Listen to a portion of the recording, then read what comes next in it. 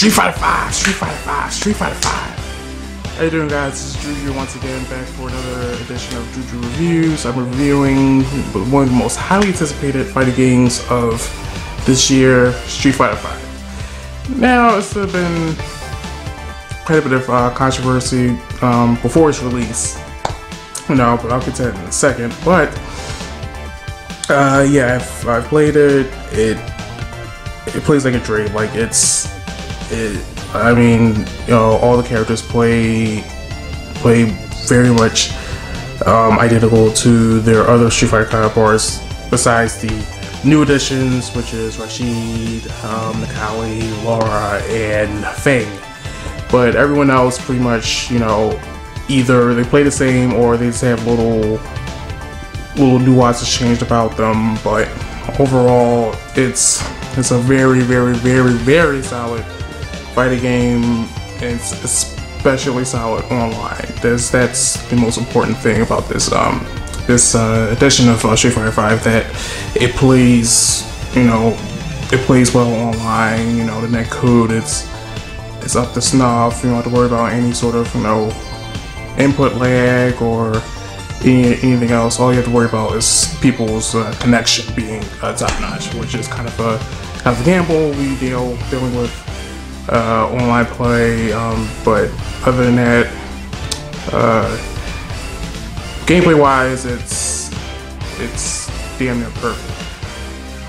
Now I want to get to the concept of this video game, which there isn't a lot of, honestly. It's just it's bare.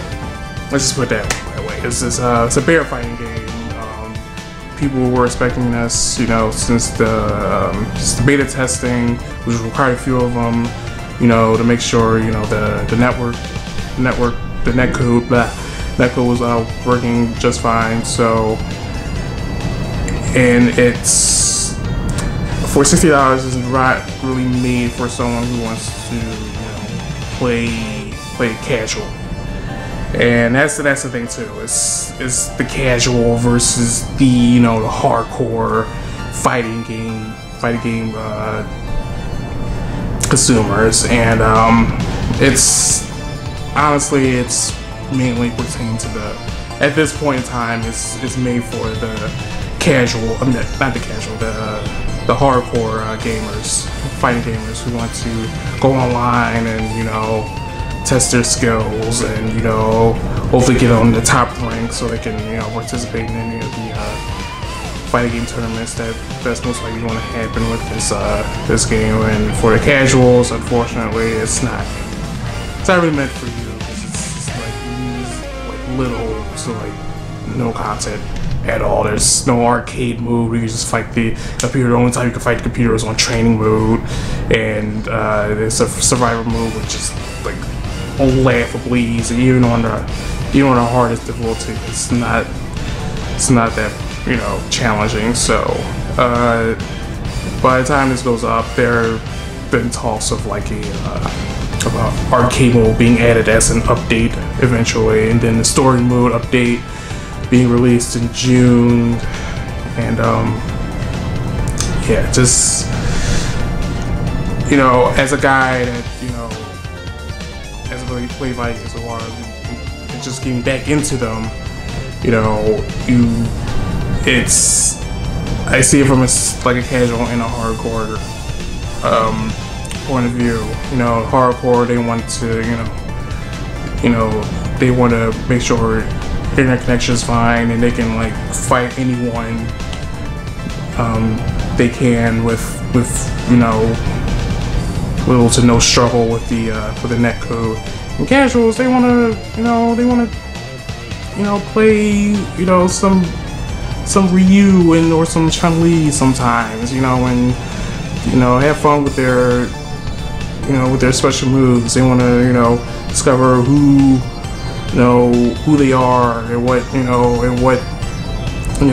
what makes them want to fight all the damn time, and the casual doesn't really get that content, and it's very unfortunate, because don't even notice, but fighting games have been, there was a time period where the fighting games weren't really that popular. You know, no one was getting a lot of, you know, funding for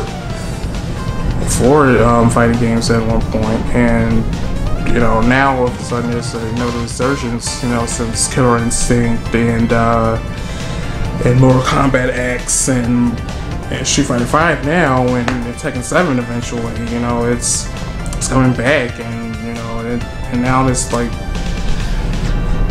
now there's just no content for this game for now, at least. You know, and basically $60 price point is the promise of content, and I don't think that's really the safe way to go about it. But like, you know, kind of, and Capcom isn't really known for, you know, having decent business practices, but you know, hopefully they've learned their lesson since Street Fighter Cross Tekken, and that was a whole mess.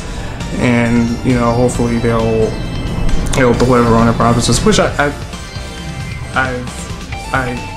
honestly believe they will. So, you know, it's a steep price point for bare minimum fighting game, but if you're really into fighting games, you've been waiting for a new Street Fighter since the fourth one, you know, I can't stress how damn near perfect this fighting game is, and I highly recommend it for people that want to fight online, you know, and you know, test their metal. But for all the people out there that just want to play a fighting game with, you know, with computers and figure out the story and nuances of the characters, wait until, you know, April, May, or June, whenever the updates start flying in, and there's supposed to be an update in March. So I'm not saying it's going to be an arcade update, but you know, it's some sort of update.